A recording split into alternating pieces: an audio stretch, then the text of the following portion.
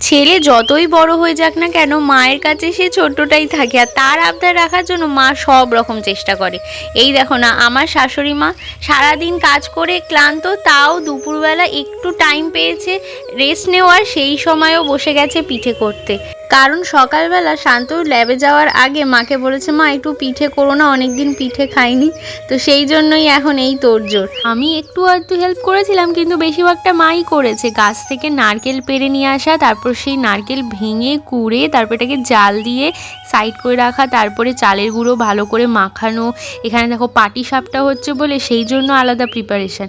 এসব দেখলে সত্যি মনে হয় মা হওয়াটা কিন্তু ভীষণ ধৈর্যের ব্যাপার। আমি মা হয়েছি, কিন্তু আমার থেকেও বেশি আমার শাশুড়ি মাকে দেখে আমি বেশি ইন্সপায়ার হই। তিনি খুবই বুদ্ধিমতী এবং ভীষণ পটুগিন্নি, আর সব থেকে বড় কথা উনি খুব ভালো মনের একটা মানুষ। দেখো শাশুড়ি মায়ের হাতের পিঠে কেমন হয়েছে কমেন্ট সেকশনে জানিও। আবার দেখা হবে, টাটা।